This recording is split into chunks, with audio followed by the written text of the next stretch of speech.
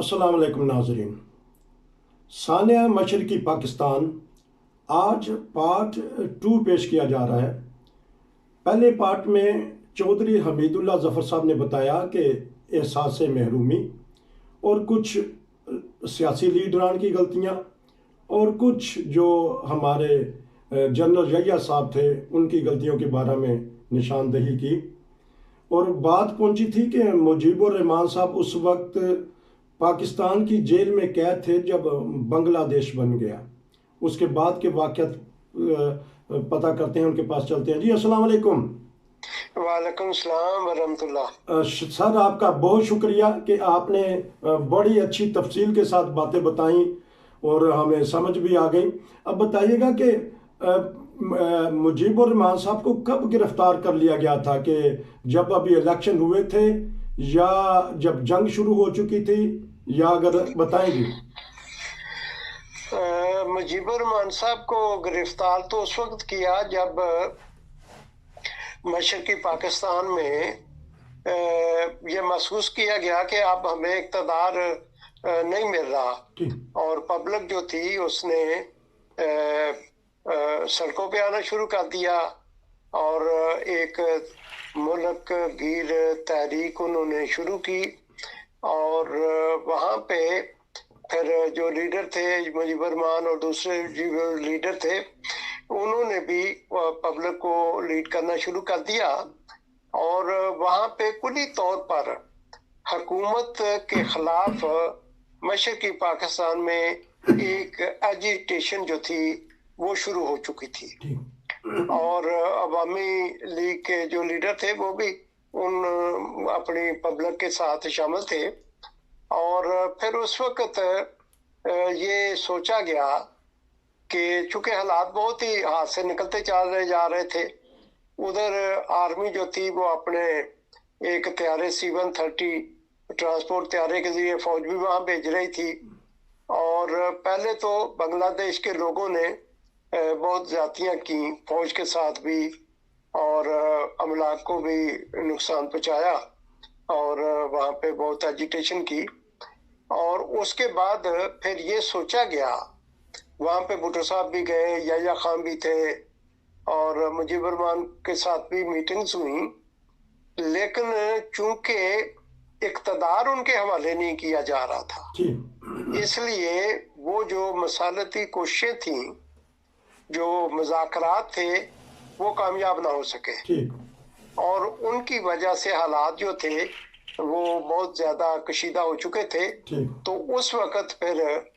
ये सोचा गया कि हम यहाँ पर मिलिट्री एक्शन करते हैं, और मिलिट्री एक्शन के लिए फिर जनरल टिक्का खां को ये जिम्मेदारी सौंपी गई थी कि वो मशरकी पाकिस्तान में एक्शन ले, और उस एक्शन लेने से पहले फिर अवामी लीग के लीडरों को गिरफ्तार कर लिया गया, और उस वक़्त फिर उसको शेख मुजीबुर रहमान को गिरफ्तार करके वहाँ से पाकिस्तान लाया गया। चूंकि वो मुज़ाकरात यूं ही ख़त्म हुए, अगले सारी कोई शुरू हो गया था वहाँ पे एक्शन, तो भुट्टो साहब उधर ही थे, और उन्होंने भी इंटरकॉन्टिनेंट की खिड़कियों से शीशों से देखा कि किस तरह पाकिस्तान की आर्मी जो है वो वहाँ पे एक्शन ले रही है, और भरपूर एक्शन लेकर उन्होंने वहाँ पे बहुत सारी कार्रवाइयाँ की हैं, और उसमें तो मुबालगा राई के साथ भी बाज़ बैरूनी अदारों ने उसको नशर किया है, लेकिन भारत वो अवाम जो सड़कों पे आती थी उनके खिलाफ एक्शन हुआ है। उसी में फिर मुजीबुर रहमान को पकड़ के ले आए, और भुट्टो साहब भी अगले दिन आ गए, यहिया खान भी थे वो भी आ गए, और वहाँ पे फिर मिलिट्री एक्शन हुआ है। उस वक्त पकड़ के फिर मगरबी पाकिस्तान मुजीबुर रहमान को लाया गया, और मुख्तलिफ जगहों पे रखा है, मियाँ वाली रखा, फैसलाबाद, और फिर पिंडी स्याला रेस्ट हाउस में जो इसका पुलिस का रेस्ट हाउस है वहाँ पे वो उनको रखा गया है, और फिर वहाँ पे ड्यूटी थी बहुत सारे लोगों की,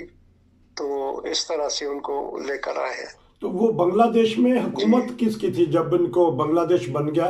تو پہلی پھر انہی کی عوامی لیگ کی حکومت بنی ہے؟ کون لیڈر تھے وہاں شیخ مجیب الرحمان صاحب کے بعد؟ اور جب بنگلہ دیش بنا ہے تو اس وقت تو ابھی اقتدار جو تھا وہ فوری طور پہ نہیں دیا گیا تھا، لیکن اس وقت مجیب الرحمان تو ادھر تھے جی، اور پھر یہ تھا پلان کہ مجیب الرحمان تو سمجھتا تھا یہ مجھے مار دیں گے، ٹھیک، یہ مجھے مار دیں گے، ٹھیک، لیکن اس کو رکھا گیا قید میں، اور پھر بھٹو صاحب جب اقتدار میں آ گئے تو اب یہ ایک عجیب کہانی ہے، ٹھیک، اور سیاست کا یہ ایک ایسا رخ ہے جی، کہ بظاہر تو یہ لوگ جلسوں میں جلوسوں میں ایک دوسرے کے خلاف بولتے ہیں، جی، لیکن جب آپس میں ملتے ہیں تو یہ بڑے اچھے طریقے سے ملتے ہیں، ٹھیک، اور مطلب ہے کہ کوئی تلخی کی بات نہیں ہوتی۔ جی، چنانچہ جو میں نے پہلے آپ کو بتایا کہ بھٹو صاحب خود ملنے آئے اس کو جب وہ جی، حراست میں تھے، جی، جی، اور اس سے پوچھا ہاں تمہیں کیا چاہیے، اور اس کے اخبارات اور ریڈیو وغیرہ انہوں نے بحال کیے، اور اس کے بعد پھر اقتدار بعد میں جس طرح منتقل ہوا ہے وہ یہ ہوا کہ جب مجیب الرحمان صاحب تھے ان کو بھٹو صاحب نے فیصلہ کیا کہ میں ان کو رہا کر کے تو ان کو برطانیہ بھیج دیا جائے، لندن بھیج دیا جائے، ٹھیک، اور یہ سارا واقعہ اس طرح سے ہے کہ اس وقت پی آئی اے کے جو مینیجنگ ڈائریکٹر تھے وہ ایئر وائس مارشل ظفر احمد چودھری تھے، ٹھیک، یحییٰ خان نے یہ فیصلہ کیا تھا، اور جب وہ ایئر وائس مارشل بنے ہیں تو یحییٰ خان نے جو ایئر مارشل رحیم خان سے ان سے کہا تھا کہ میں ان کو پی آئی اے کا جنرل مینیجر بنانا چاہتا ہوں، تو بہرحال انہوں نے ان کو بنا دیا۔ اس وقت وہ ایئر مارشل ظفر چودھری صاحب تھے، اور ان کو بتایا گیا کہ آپ ایک جہاز اس کا پورا عملہ وہ الرٹ رکھیں، اور کسی وقت بھی وہ فلائٹ کسی جگہ جائے گی جی، اور آپ نے اس کے ساتھ جانا ہے۔ ٹھیک، تو اس میں کوئی ڈیٹ اور ٹائم نہیں بتایا گیا تھا، یہی تھا کہ فوری طور پر یہ کام کرنا ہے۔ ٹھیک، تو بہرحال انہوں نے اس کا انتظام کیا، اور پھر پی آئی اے کا ایک طیارہ جو تھا اس میں وہ وی آئی پی سیل ڈالتے ہیں، اس کو کیپسول کہتے ہیں، ٹھیک، وہ کیپسول جو ہوتا ہے وہ جہاز میں لوڈ ہوتا ہے، اور وہ بالکل اس میں وی آئی پی ٹائپ بیٹھنے کی، سونے کی، کچن وغیرہ اور ہر چیز کا وہ اس میں سہولت موجود ہوتی ہے۔ ٹھیک، وہ سیل اس میں رکھا گیا، اور ایئر مارشل ظفر چودھری صاحب کو پھر بتایا گیا کہ وہ جتنا عملہ ہے وہ ایئرپورٹ پہ پہنچ جائے۔ وہ پہنچ گئے، اور انہیں کوئی پتہ نہیں تھا اچھا، کہ کس منزل پہ جانا ہے، کب جانا ہے، ٹھیک، کیا ہو رہا ہے، کون جائے گا اس میں۔ تو چنانچہ بہرحال جب وہ عملہ شملہ سب تیار ہو کے ایئرپورٹ پہ موجود تھا تو پھر اس میں جنرل مجیب اس کو شیخ مجیب الرحمان کو لایا گیا، ٹھیک، اور اس کے وہاں جہاز میں جب وہ پہنچا ہے اس کے تھوڑی دیر بعد پھر بھٹو صاحب آ گئے، اچھا، اور بھٹو صاحب آ گئے، اور پھر ایک بریف کیس جس میں ایک بہت بڑی رقم ڈالرز کی صورت میں موجود تھی جی، وہ بھی مجیب الرحمان کو دی گئی، ٹھیک، اور پھر بھٹو صاحب آئے بڑی گرم جوشی کے ساتھ، انہوں نے مسافہ نہیں معانقہ کیا، اچھا، اور دونوں نے ایک دوسرے کے گال چومے، اچھا، اور بھٹو صاحب نے ان کو الوداع کیا، اور اب جہاز کے عملے کو بتایا گیا کہ یہ جہاز لندن جائے گا۔ اچھا، وہ جہاز پھر لندن چل گیا، اور لندن لینڈ ہونے سے پہلے ہی جی، بی بی سی نے اناؤنس کر دیا تھا کہ شیخ مجیب الرحمان صاحب جو ہیں وہ ہیتھرو ایئرپورٹ پہ لندن پہنچ چکے ہیں۔ ٹھیک، لیکن اس میں جو ایک بات بتانے والی ہے وہ یہ ہے کہ ظفر چودھری صاحب بتاتے ہیں کہ شیخ مجیب الرحمان پہلے تو کچھ ٹنس تھے، لیکن پھر اس کے بعد ہم نے ان کو مشروبات پیش کیے جی اور پانی شانی پیا، پھر میں نے اپنا تعارف کرایا، تو پھر وہ تھوڑا کھل کے بولنے لگے اور وہ یہی کہتے تھے کہ میں وہاں جاؤں گا، میں لوگوں کو سمجھاؤں گا، یہ بہت بڑا نقصان ہے پاکستان کا، ایسے نہیں ہونا چاہیے، ہمیں اکٹھے مل جل کے رہنا چاہیے اور ہمیں کسی کی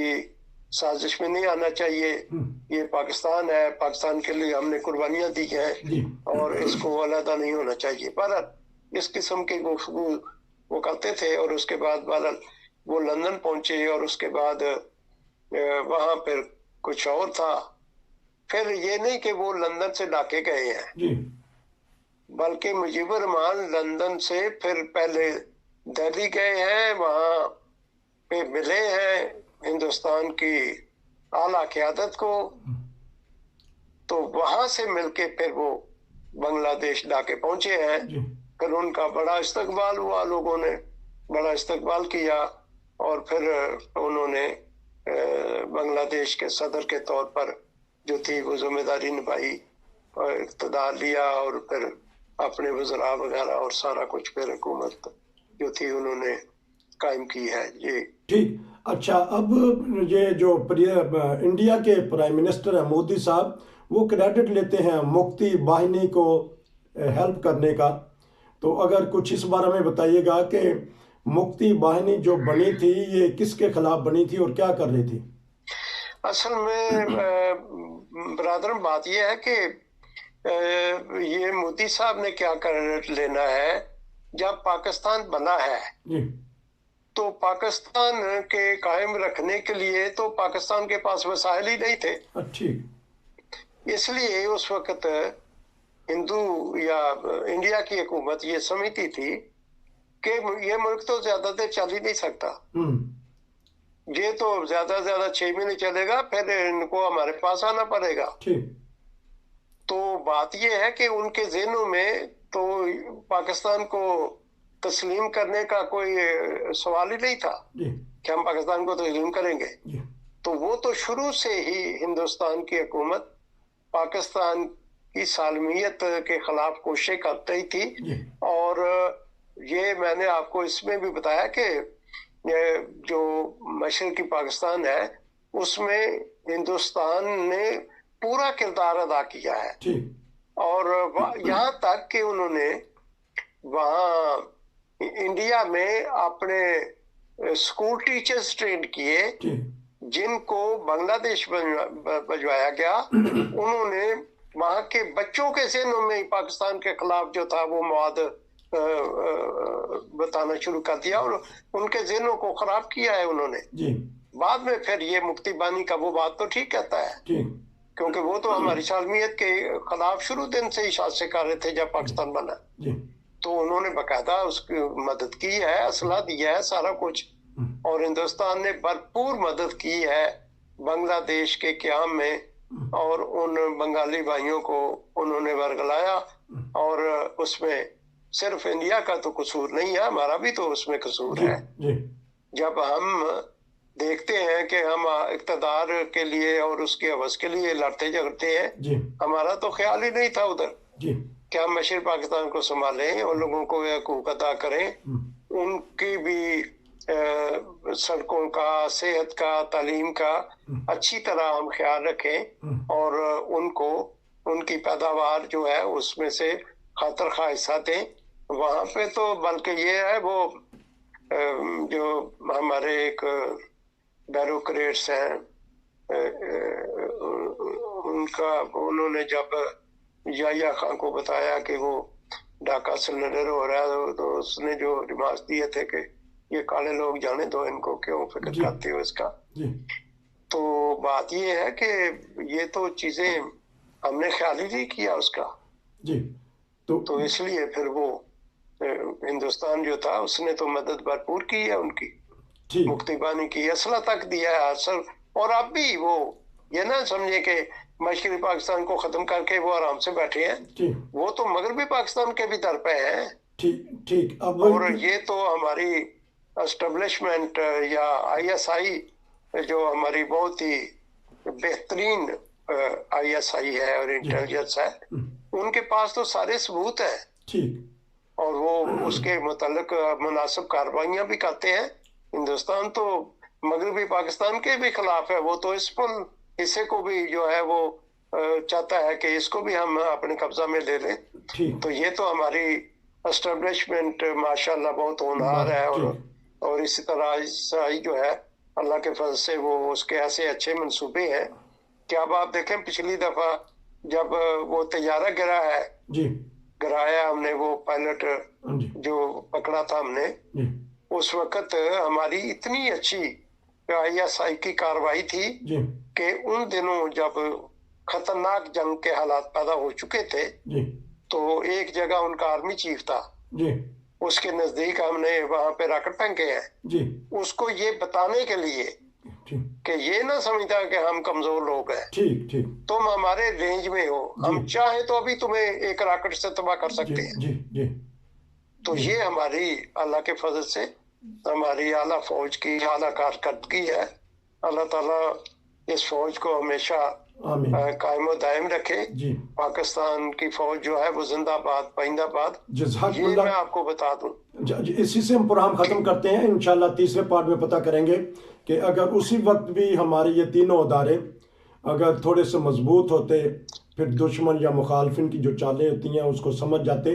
तो हमारा बहुत ही प्यारा मशरकी पाकिस्तान हमारे साथ जुड़ा रहता, बांग्लादेश ना बनता। लेकिन बांग्लादेश अब तरक्की कर रहा है, उस पर भी किसी दिन हम प्रोग्राम करेंगे। मिलेंगे इंशाल्लाह अगले पार्ट में। चौधरी साहब आपका बहुत शुक्रिया। नसीर को इजाज़त दीजिए। अस्सलाम वालेकुम।